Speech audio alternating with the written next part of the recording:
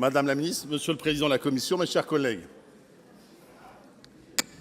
Je souhaite d'abord débuter mon propos en saluant les hommes et les femmes qui, dans l'Hexagone, mais également dans les Outre-mer, mais également de par le monde, sous nos couleurs ou sous les couleurs des Nations Unies, sont aujourd'hui présents. Et on peut saluer le fait que ces hommes et ces femmes font parfois le sacrifice ultime, et j'ai une pensée notamment pour nos soldats membres de la FINUL. Deuxième point que je souhaite évoquer aujourd'hui, c'est le fait que nous avions, nous, décidé, les socialistes, d'aborder ce débat-là en voulant bonifier le texte, mais avec lucidité et sincérité.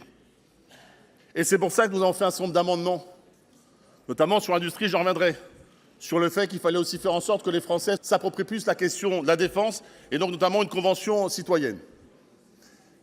Mais je vais dire quelques mots sur la trajectoire financière, qui semble être le nerf de la guerre. Ce texte-là est un texte beaucoup d'affichage, soyons honnêtes, puisque dans moins d'un an maintenant, nous aurons une élection présidentielle.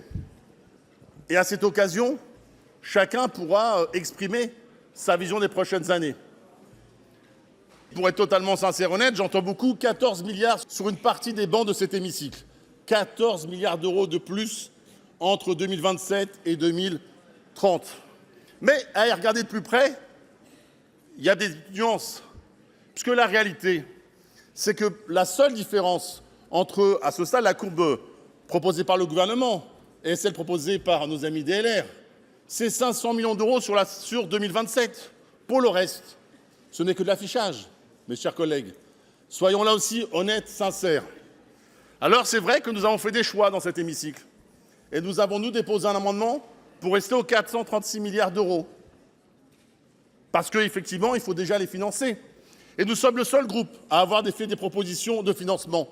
J'ai entendu le président Retailleau, qui a fait une troisième proposition, il faut le saluer. Il nous a dit « je rétablirai la croissance et nous pourrons financer ». Je note cette proposition-là que nous aurons l'occasion de discuter dans d'autres débats.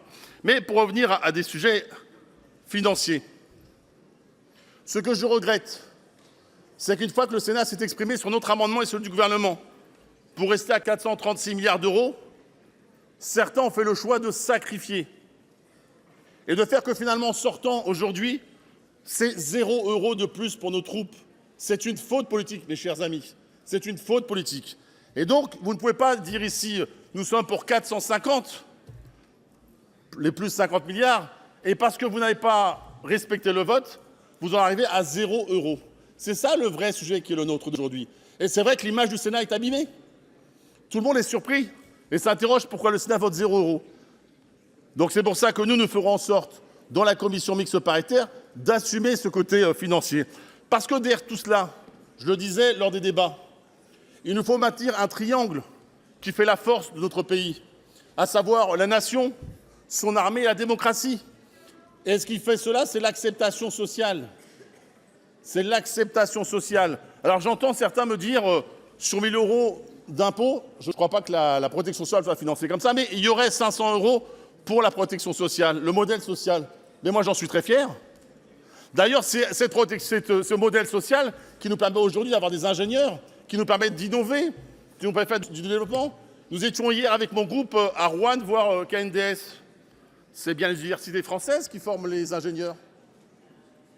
Donc n'ayons pas peur, mes chers amis. Ce qu'il nous faut effectivement, c'est un modèle social puissant.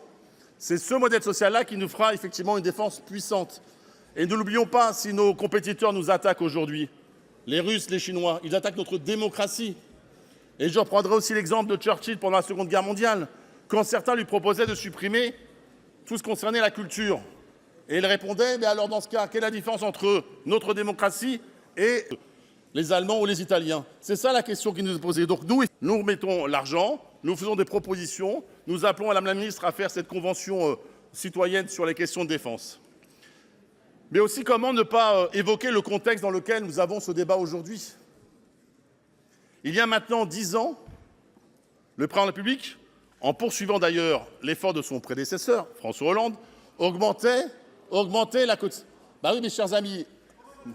Mais oui, c'est vrai que nous n'étions pas avec Sarkozy. Parce que je vous rappelle que Sarkozy est celui qui a supprimé à la RGPP, souvenez-vous, qui a fermé des bases, qui a retiré des moyens aux armées. C'est ça la réalité, mes chers amis. Vous avez retiré les moyens, nous les avons mis. C'est ça la différence entre la gauche et la droite dans cet hémicycle. Non, non, c'est la vérité des chiffres, monsieur le rapporteur général. Je vous invite à regarder les chiffres.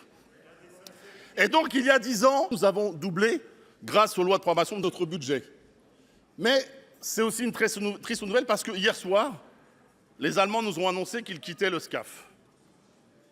Et je le dis parce que ça doit, là, pour le coup, nous interroger collectivement. D'ailleurs, ce qui démontre que cette loi de programmation doit être revue, ne serait-ce que par ce simple élément-là, puisque la question qui va nous être posée, c'est notre capacité à avoir effectivement un avion niveau F5 et le prochain avion qui sera derrière. Donc il nous faudra choisir une solution souveraine seule ou avec des partenaires. Là, pour le coup, la présidentielle, là, pour le coup, le livre blanc aura tout son sens. Donc vous voyez, mes chers collègues, nous avons fait le choix, nous, de bonifier le texte. Nous, les socialistes, on a bonifié le texte. On a souhaité parler aux Français en sincérité, en transparence, aussi aux industriels, aussi aux forces armées. Et c'est pour ça que nous voterons ce texte, bien évidemment, en souhaitant, et nous le ferons, à l'Assemblée et avec le Sénat dans la commission mixte paritaire, nous allons faire en sorte de retrouver les 436 milliards d'euros pour nous permettre d'avancer. Et puis ensuite, chacun dans l'élection présidentielle fera des propositions et comptez bien sur notre candidat pour effectivement faire des propositions concrètes, sérieuses et utiles pour le pays et sa défense.